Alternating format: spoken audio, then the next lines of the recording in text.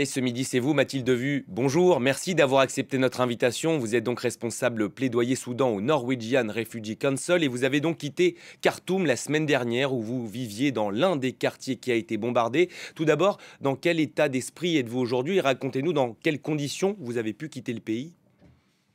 Alors, merci de me recevoir. J'ai quitté le pays, en fait, le jour où les combats ont commencé à Meroé, au nord du pays, et donc la veille, des affrontements, en dans la capitale, donc j'ai eu beaucoup de chance et autant vous dire que, je pense que toute la communauté internationale, et la communauté humanitaire est vraiment sous le choc, en fait.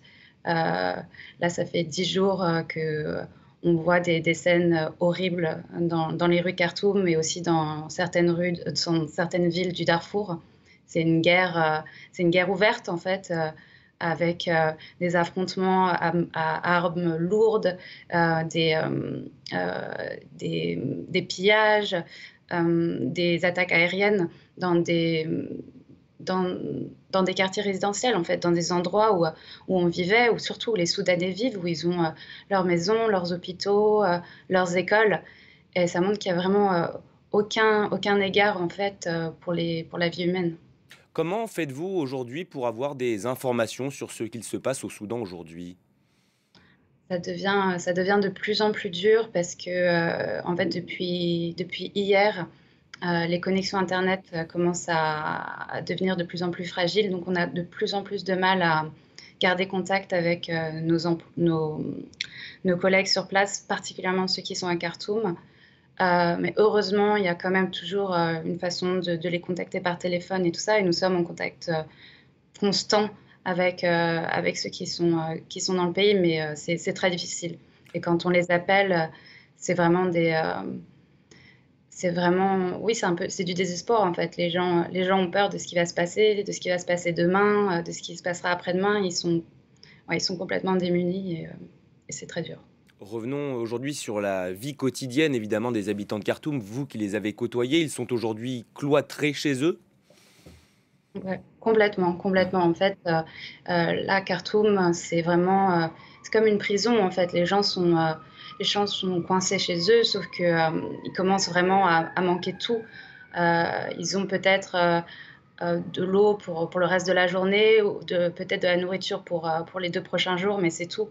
On commence à manquer, enfin, dans certains quartiers, il y a même pas eu d'eau courante depuis plusieurs jours. Il y a plus d'électricité, il y a pas d'essence et les gens aussi commencent à manquer aussi de cash, en fait, d'argent parce que le système bancaire est complètement HS. Donc c'est impossible pour eux de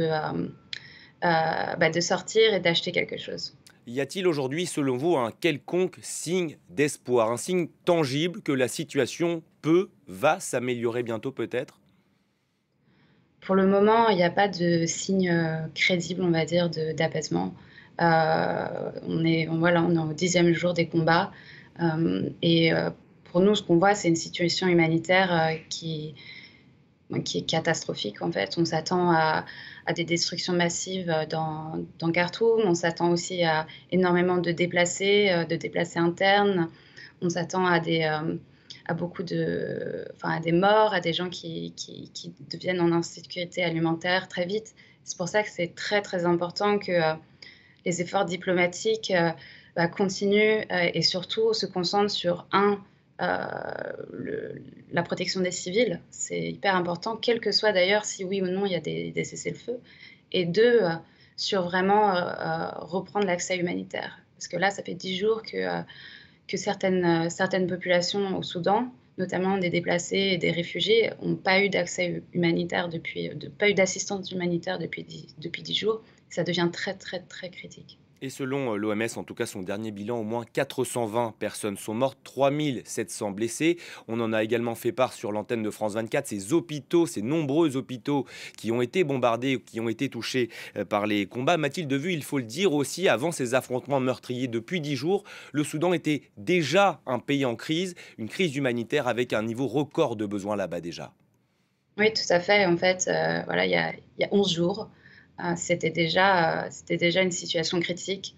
On avait déjà une personne sur 3 en besoin humanitaire dans le Soudan, 4 millions de déplacés, 1 million de réfugiés. Au Darfour, par exemple, C'est régulièrement depuis 3 ans, depuis le départ des casques bleus, en fait, il y a aussi des attaques contre les civils et quand je vous parle d'attaques, je vous parle de groupes armés qui descendent sur des villages, qui brûlent une dizaine de villages et déplacent 50 000 personnes à chaque fois. En fait, la différence, c'est que, bah, avant, la violence, elle se passait, dans les milieux ruraux, loin du regard, de tout le monde et là, maintenant, on est, voilà, sur une guerre ouverte, au centre du pays. Mathilde Vu, comment mener à bien vos missions humanitaires dans un tel contexte de guerre? Ça, c'est vraiment, le dilemme, je pense que chaque humanitaire auquel chaque humanitaire est confronté. Nous, pour le moment, NRC, on a dû, suspendre en fait, notre aide humanitaire parce que c'est simplement impossible, de garantir la sécurité de nos collègues. Mais on sait que les besoins sont immenses, on sait que, il va falloir, reprendre le travail très, très vite parce qu'en fait, on joue vraiment contre la montre. On a des gens qui fuient, d'heure en heure et qui s'accumulent, par exemple, dans ce qu'on appelle des points de rencontre en dehors des villes et on a déjà eu une équipe, qui a été envoyée, une équipe d'urgence qui a été envoyée dans une de ces villes à Madani et voilà, c'est des gens qui sont partis avec rien et qui maintenant sont épuisés, ils ont faim, certains sont blessés. Pour certains, ils ont réussi à se faire, héberger par des familles, mais pour beaucoup, ils vivent, dans des bâtiments publics, parfois dans la rue et il faut absolument leur porter assistance. Merci pour votre témoignage et ces précieuses informations sur la situation